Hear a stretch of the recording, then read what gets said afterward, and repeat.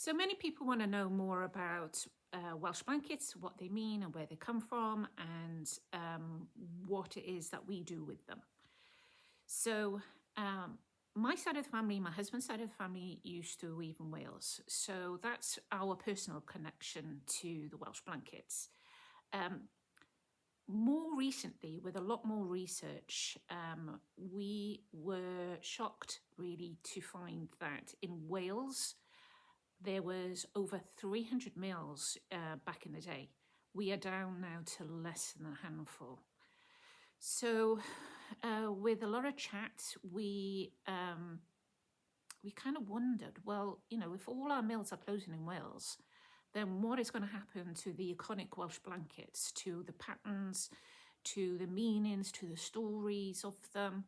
You know, what's going to happen to them if they're not going to be woven anymore? If the mills that are weaving these iconic blankets, the cloth, then we are going to lose something which is really important to Wales and to our ancestry and to our next generations.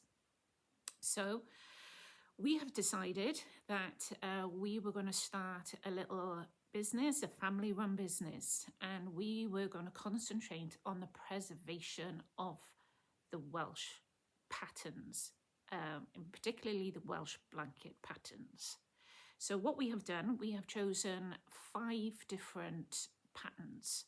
Now these patterns are either of real significance or that they are bordering on being a rare pattern. So one of the patterns that we've decided to weave, which is probably the most recognizable pattern, and that's this one called the Carnarvon. So the Carnarvon pattern is known for the portcullis, which is this part here. Most people, when we show them this blanket, have all said, yes, I know what that one is, or I've got one of those. I'm sure that's what my grandparents had, or my great-grandparents. I'm sure I slept under one of those as a kid. So this is what most people recognise is the Carnarvon pattern. So during our research, we sort of looked at what patterns that they are, where they come from, how old they are, if there's meaning behind them. So people up in North Wales know, or people in Wales know about the Carnarvon Castle. So the portcullis is what sort of is represented here with the Carnarvon Castle, and the portcullis being the gates of a castle. So our research say that this is dated back to approximately around about 200-year-old pattern. We also have this one, which is called the Pen Machno. So the Pen Machno has got big circular patterns to them and shapes. It's also known as the peony. A lot of people will call it the peony pattern, but it's actually the Pen Machno. And this one is originally woven in village up in sort of North Wales, the Pen Machno village, and unfortunately, again, that's one of the mills that have closed its doors. So we're weaving this particular one. This is dated back approximately around about 150 years. We also have what a lot of people don't really recognise as a Welsh blanket. Now this one is one of the Swansea stripes. Beautiful pattern. This is the only single weave pattern that we have. So a double weave is what we have with, for example, the Pen Machno, and it does mean that there's another side to the blankets. So it's a really thick blanket and you've got the alternative pattern colourway on the other side. So with a single weave, which is what the Swansea stripe is that, as you can see, it's exactly the same on both sides. Now the Swansea stripe and the what we call the Dinever blanket, which is this one here. So this is a double weave. This one is, the story we've been told is the Dinever Castle. You've got the 4 turrets of the castle. You've also got the portcullis, the same as the Carnarvon, which is the castle gateways, the portcullis. But on this one, we've been told that this one is the Welsh love spoon, which is this shape here. And because it's a medieval pattern, that this part here is part of the horse's bridle, which is the bit that goes into the horse's mouth, and that's represented here. Again, a double weave, so it's got a beautiful alternative side to it. Now this one, as well as the Swansea stripe, our research says goes back to around about 400 years. So with this particular one, we only know of one other, which is a private collector. We weave the Dynevor because if anything was to happen to this one particular blanket that we know exists, maybe, hopefully, there are more than one, but we know of just one here in Wales, an original vintage. This one, if anything happens to the original, then we could have lost this pattern. And being that it's so old, you know, this has a lot of story. This has a lot of meaning. This is really, as what all of our patterns are, all the blankets are really a part of who we are, what made us Welsh, what made us part of Wales is these. It's a lot of our ancestors used to weave. There used to be a lot of cottage industries where, especially in the winter times, that they used to spend a lot of time indoors because of the very long, dark days and nights that they used to have. So, you know, they would be spinning their fleece in front of the fireplace. They used to have a loom which would be on the kitchen table, and that was where they were making a lot of their cloth. And perhaps not, you know, these sort of pattern ways, but nevertheless, these were cloth that were made in Wales that helped our ancestors with living, putting food on their table and a roof over their heads. They would sell their cloth to, I suppose, what we call an agent now. The agent would take it over to the big cities where they used to sell them to shops and stores. So, you know, it's a really, really important part of our history. It scares me to think that this could be the generation that we lose these iconic blankets, this Welsh blanket.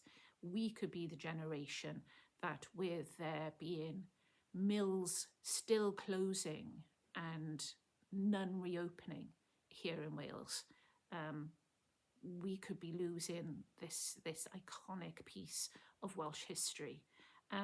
I do feel personally that this is something that runs in our veins. This is something that really we should be looking after, you know, to pay respect to our ancestors and our heritage.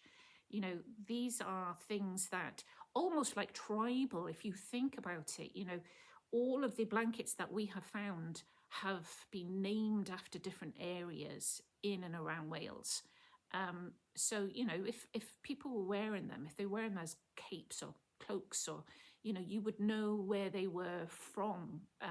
You would know where the mill was from, what they were doing. You know, it's really important now that we take notice of these particular, you know, items. Thank goodness that there are still quite a few proper vintage ones that are around. And, you know, they're sold for a lot of money now as well. They're keeping their prices.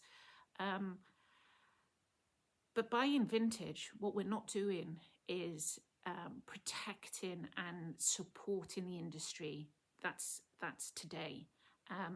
I have vintage ones. I have bought vintage ones. I've inherited vintage ones from my grandparents. They are something that are very, very important to me.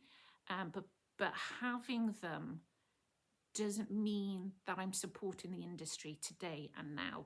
And this is what we really need to do, because, you know, there will be a day, there will be a time where the vintage ones will slowly, you know, disappear, I suppose. The new blankets that we are weaving today are woven with quality, with care, with thought, and they are made and woven to pass down to the next generation and the generation after that. And if they're looked after, the same as a lot of the vintage ones that are around now, they will go 4, 5, 6 generations. So it's really, really important. I just think that now is the time that we need to take note. We need to really think about what's happening with this particular thing.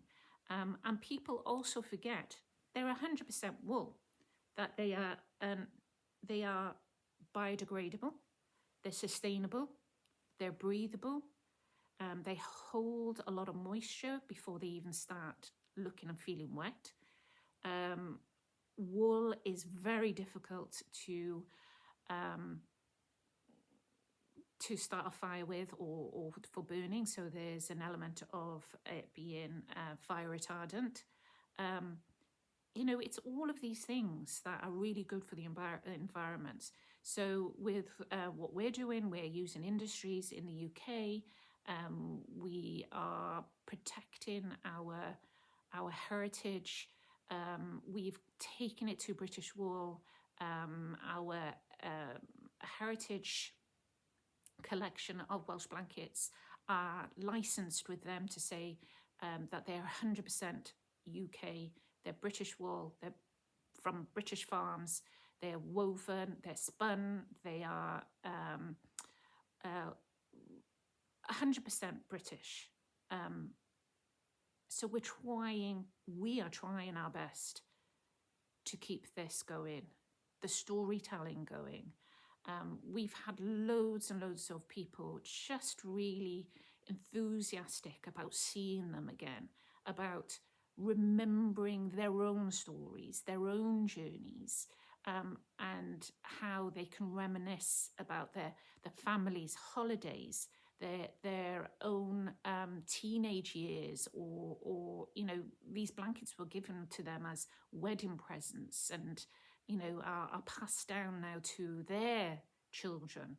So it's a really, really important part of our heritage, our industry, our culture, and we really need to look at it fast and try and keep this going. So please, please take interest, and please, if you can, purchase a Welsh blanket, be it in a form of a blanket, a cushion, a cloak, a bag, whatever it may be.